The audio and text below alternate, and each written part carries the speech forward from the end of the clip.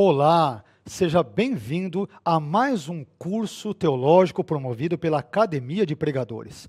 Hoje nós vamos falar, ou melhor dizendo, a partir de hoje, nós vamos falar sobre o tema do curso que será Culto Cristão e Liturgia.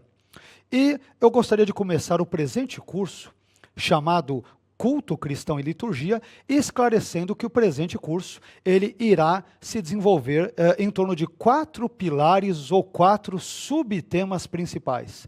A primeira unidade será composta do tema culto no Antigo e no Novo Testamento. A segunda unidade versará sobre o tema da liturgia cristã. A terceira unidade, por sua vez, tratará das ordenanças de Cristo e da essência da igreja. E, por fim, a quarta e última unidade versará sobre o tema desafios do secularismo para o culto cristão. Diante destas informações, eu quero então convidá-la a fazer conosco uma incursão muito preciosa, muito importante, sobre esse tema absolutamente relevante da nossa fé cristã, que envolve o culto cristão e a liturgia. Se você então está preparado, mais uma vez você será sempre bem-vindo a cada uma das nossas videoaulas. E sem mais delongas, nós vamos então começando aqui a falar sobre o tema culto no Antigo e Novo Testamento.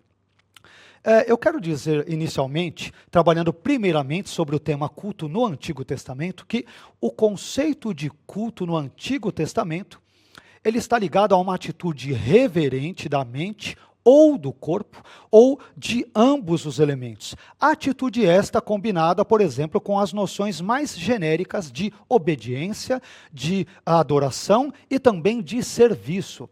E esse tipo de noção que nós estamos dando, ora, aqui nesse contexto, ele ficará mais claro à medida em que nós avançarmos nas ministrações das nossas aulas.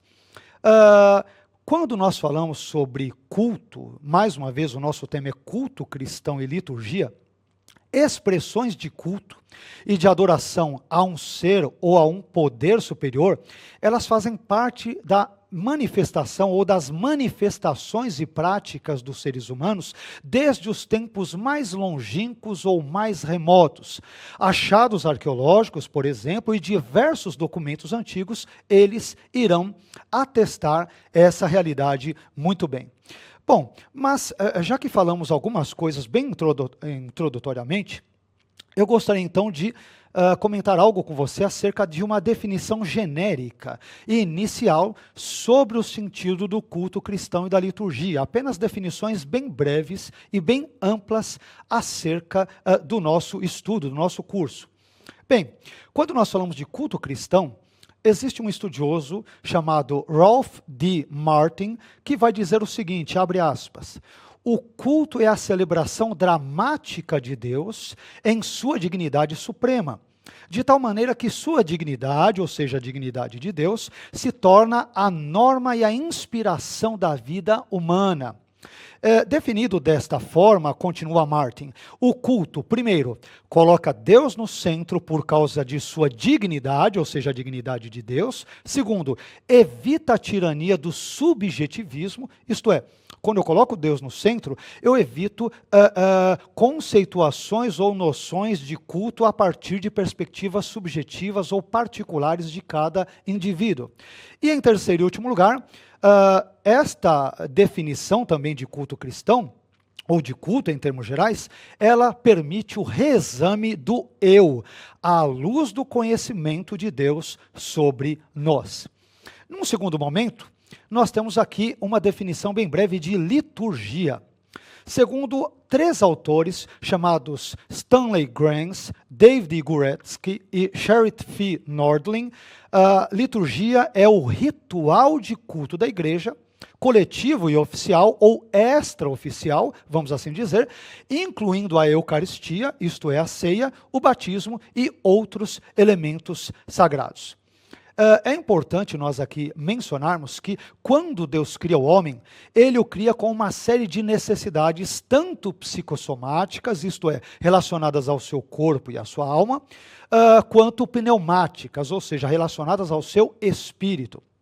E essas necessidades, elas podem ser agrupadas em pelo menos 4 importantes áreas de necessidades humanas. A primeira área nós podemos denominar de necessidades afetivas. Por exemplo, a necessidade que todo ser humano tem de ser amado. A segunda área envolve as necessidades biológicas, por exemplo, a necessidade de comer, de beber e de dormir, entre outras que todo ser humano normal, ele tem ali esses tipos, ou desfruta desses tipos de necessidades. Um terceiro grupo de necessidades envolve as necessidades sociais, por exemplo, a necessidade de pertencer a um determinado grupo com o qual a pessoa se identifique. E por fim, em quarto e último lugar, nós temos as necessidades espirituais, a saber, a necessidade de buscar algo que transcenda o indivíduo, que esteja além do indivíduo. A esse respeito, aliás, Eclesiastes, no capítulo 13, versículo 11, nos diz algo muito importante. O texto bíblico diz o seguinte, seguindo a ARA, a versão bíblica de Almeida, revista e atualizada, abre aspas. Tudo fez Deus formoso no seu devido tempo. Também pôs a eternidade no coração do homem, sem que este, isto é, o homem, possa descobrir as obras que Deus fez desde o princípio até o fim.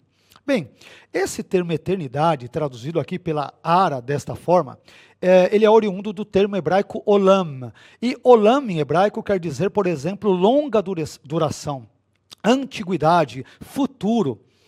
Então, o texto está dizendo, a partir dessa perspectiva, que Deus colocou o senso do sagrado, o senso do transcendente, o senso de algo que está muito além do homem, como algo que deva ocupar, por exemplo, parte das suas inclinações e características humanas.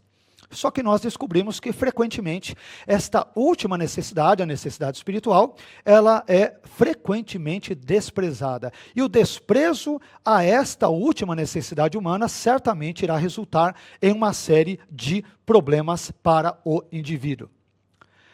É importante, quando nós falamos sobre esses assuntos, acerca de necessidades biológicas, psicossomáticas, sociais, emocionais e tantas outras, que jamais negligenciemos a importantíssima necessidade que todo ser humano tem de ligar-se com o transcendente, de se relacionar com algo que está além dele.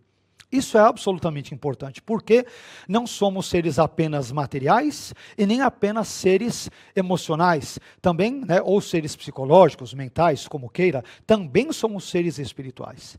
Esse é o motivo pelo qual Jesus vai dizer, numa das passagens mais conhecidas do Evangelho, que nem só de pão viverá o homem, mas também de toda a palavra que sai da boca de Deus. Ou seja, o homem não tem apenas necessidades físicas ou biológicas, argumenta Jesus, mas tem igualmente necessidades espirituais. E quando falamos sobre o culto cristão e a liturgia, o culto ele aponta para a necessidade que o ser humano finito, pecador e apequenado tem de adorar a este ser superior, todo-poderoso, que é o Deus Trino, retratado nas Escrituras, no Antigo e no Novo Testamentos.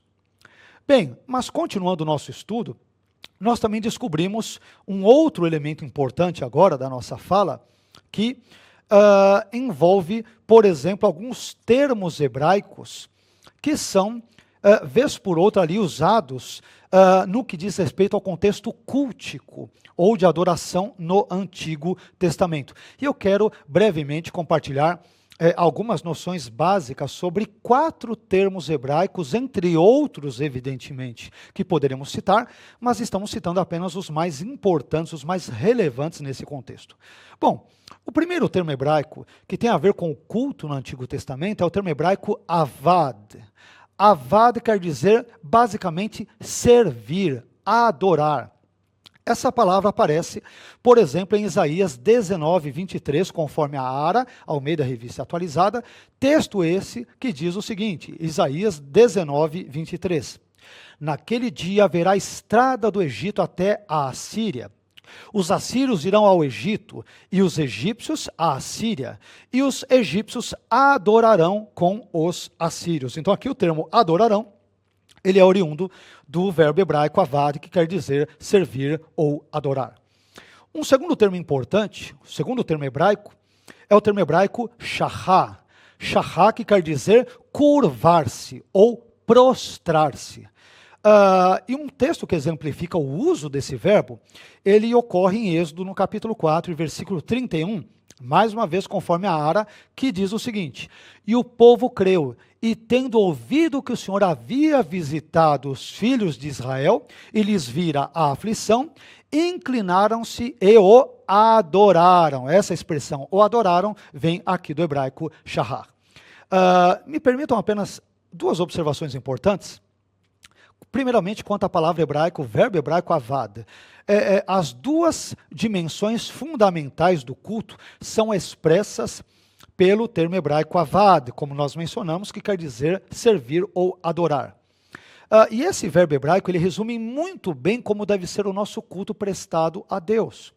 O nosso culto deve ter adoração e deve ter também serviço, visto que quem adora a Deus deve servi-lo e quem o serve deve também igualmente adorá-lo. Uma coisa, portanto, está intimamente relacionada à outra, de modo que não se pode adorar a Deus sem servi-lo e também não se deve servir a Deus sem, contudo, adorá-lo. A outra observação diz respeito ao verbo hebraico shahá, que a gente citou agora há pouco. Esse verbo, ele, por exemplo, nos mostra que o culto a Deus também é expresso por meio de uma postura corporal. No período do Antigo Testamento, por exemplo, que é o período que ora nós estamos estudando, ainda que brevemente, as pessoas, quando adoravam a Deus, quando cultuavam a Deus, o faziam por meio de expressões como expressões corporais, né? Como ajoelhar-se, levantar as mãos, ficar em pé, bater as palmas e assim por diante. E o verbo hebraico shahá, ele aponta, por exemplo, para essa direção.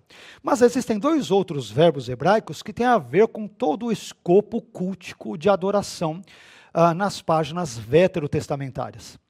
Um terceiro verbo que eu quero compartilhar com você é o verbo hebraico sagad. Sagad quer dizer prostrar-se. E esse verbo aparece, por exemplo, em Isaías 44:15, que conforme a Ara, Almeida, Revista Atualizada, né, diz o seguinte: tais árvores servem ao homem para queimar, com parte de sua madeira se aquenta e coze o pão. E também faz um Deus e se prostra diante dele, esculpe uma imagem e se ajoelha diante dela. Essa expressão se ajoelha vem aqui no contexto aqui hebraico, sagad, prostrar-se. No caso, prostrar-se diante de uma imagem idolátrica, de uma imagem feita, por exemplo, a partir de uma madeira extraída de uma árvore. O quarto e último termo hebraico, o quarto e último verbo hebraico, é o verbo atzav, que quer dizer formar. Isto é, formar no sentido de fazer imagens de. Esse verbo aparece, por exemplo, em Jeremias 44:19, ainda conforme a Ara, que diz o seguinte: quando queimávamos incenso à rainha dos céus e lhe oferecíamos libações, acaso lhe fizemos bolos que a retratavam e lhe oferecemos libações sem nossos maridos?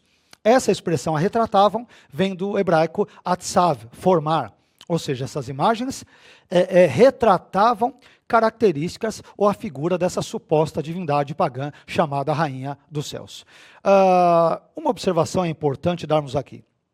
O verbo hebraico atzav, ele está associado no presente contexto de Jeremias 44:19 a cultos idólatras.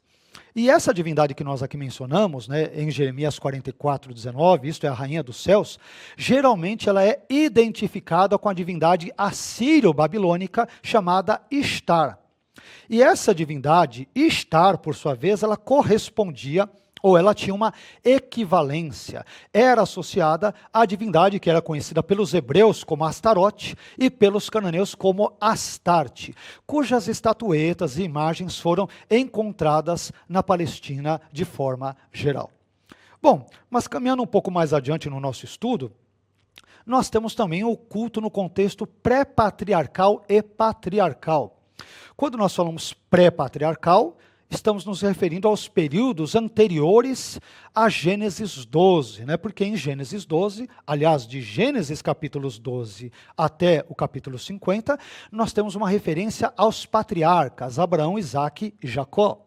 Já nos capítulos precedentes, capítulos 1 a 11, nós temos o contexto pré-patriarcal, isto é, anterior aos famosos patriarcas de Israel, a saber, especialmente Abraão, Isaque e Jacó. Então, quando nós lemos as narrativas bíblicas veterotestamentárias, nós descobrimos que o instinto de comunhão, de louvor e de gratidão a Deus, eles parecem ser as forças propulsoras, as molas propulsoras que motivam o homem a adorar a Deus. E aí nós vemos exemplos do que ocorre, por exemplo, já em Gênesis, no capítulo 4, versículos 13 e 4, com Caim e Abel oferecendo as suas ofertas a Deus. Depois nós temos, pulando para o Novo Testamento, uma declaração do apóstolo Paulo muito importante, emblemática, de certa forma triste, num sentido, que aparece em Romanos, no capítulo 1, versículos 18 a 25, quando o apóstolo Paulo dirá que o conhecimento primitivo de Deus ele foi pervertido pela adoração às criaturas. Isso está em Romanos, no capítulo 1, versículos 18 a 25. Bem, mas à medida em que nós voltamos ao contexto pré-patriarcal, antes dos patriarcas, nós vemos Noé, por exemplo, erigindo o altar ao Senhor em Gênesis, no capítulo 8, versículo 20. Vemos Abraão erigindo o altar em Gênesis, capítulo 12, verso 7, e várias outras situações semelhantes. Então, que a propiciação, ou sentido de apaziguar a ira da divindade, né, ou fazer com que o pecador fosse tornado propício diante da divindade, no caso, Yahvé, o Deus do contexto veterotestamentário, que, aliás, é o mesmo Deus do contexto neotestamentário, Deus das Escrituras, um Deus uno e trino, ao mesmo tempo que subsiste em três pessoas distintas, a saber, Pai, Filho e Espírito Santo. Bem, mas que a propiciação foi um elemento inicial no contexto cultico, é indicado provavelmente pela oferta tanto de Abel do rebanho, quanto também outras que ocorrerão depois disso. E certamente todo o sistema sacrificial irá apontar para isso também. Mas, de qualquer forma, seja como for, o culto desenvolvido no Antigo Testamento, ele é a expressão do instinto religioso, aquele desejo por buscar algo que transcende o ser humano, sobre o qual falamos agora há pouco, em Eclesiastes capítulo 3, versículo 11, não é isso? Deus colocou a eternidade, olam, as questões futuras, as questões transcendentes no coração do homem, para que a vida dele também tenha esses elementos como pertencentes à sua maneira de ser e de existir. Mas, então, de qualquer forma, o culto desenvolvido no Antigo Testamento, ele é, portanto, essa expressão do instinto religioso na forma de penitência, de prostração, de adoração e de manifestação da santa alegria diante do Senhor. Mas, continuando ainda um pouco mais, nós queremos agora avançar sobre algumas características, né? Queremos, portanto, agora falar sobre algumas características do culto no Antigo Testamento.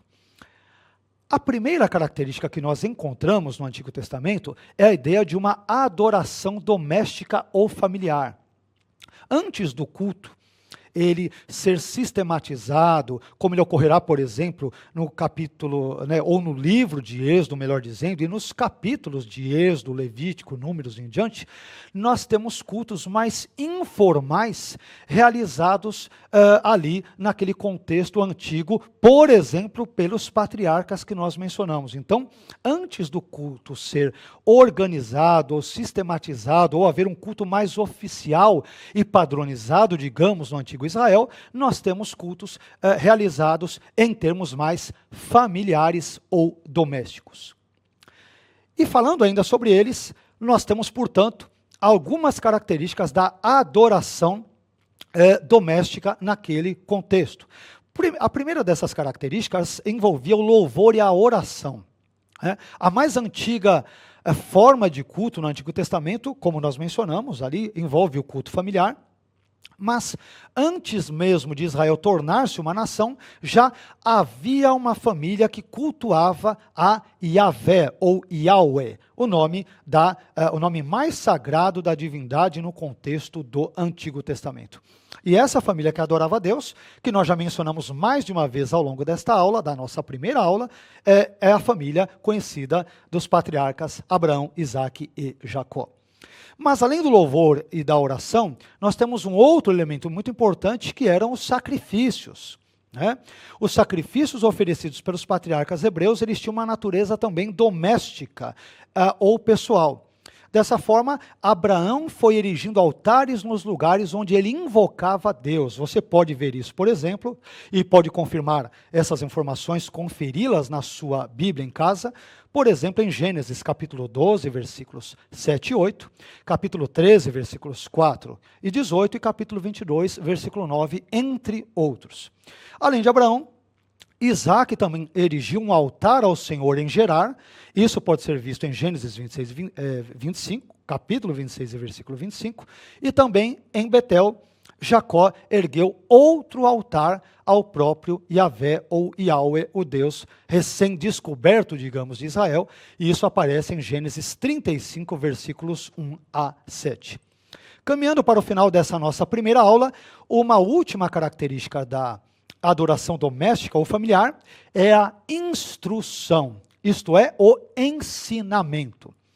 Nós sabemos que um dos elementos de instrução ou de ensino mais importantes de todo o Antigo Testamento é o chamado Shema Israel, ouve Israel. Expressão esta que aparece em Deuteronômio no capítulo 6, versículo 4.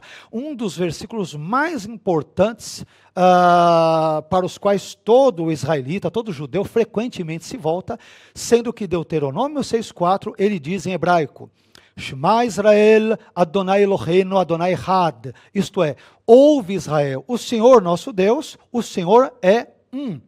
Deuteronômio 6,4, por exemplo, nos apresenta uma das declarações monoteístas mais caras, mais relevantes e mais importantes de toda a história religiosa de Israel. Então, a instrução se dava por meio do ensino, da memorização e da repetição do Shema Israel, que deveria ser ensinado cuidadosamente pelos pais aos seus filhos. Isto aparece em Deuteronômio capítulo 6, versículos 4 a 9. Aos pais descobrimos que também competia explicar os mandamentos aos seus filhos, conforme Deuteronômio capítulo 6, versículos 20 a 25. E por fim, a explicação sobre os mandamentos também envolvia a memorização dos atos grandiosos e portentosos de Deus, ainda em Deuteronômio no capítulo 6 e versículo 21. Bem, esta foi a nossa primeira aula sobre o Antigo Testamento, ou melhor dizendo, sobre o culto no Antigo Testamento. Na aula que vem, permitindo Deus, nós daremos continuidade sobre esse assunto, falando nesse outro contexto sobre características do culto no Antigo Testamento e desta vez sobre adoração pública. Obrigado pela sua atenção, obrigado por estar assistindo a essa videoaula promovida pela Academia de Pregadores. Que Deus abençoe sua vida, família e ministério, e até o nosso próximo encontro, se o bondoso Deus assim nos permitir. Deus te abençoe e até lá.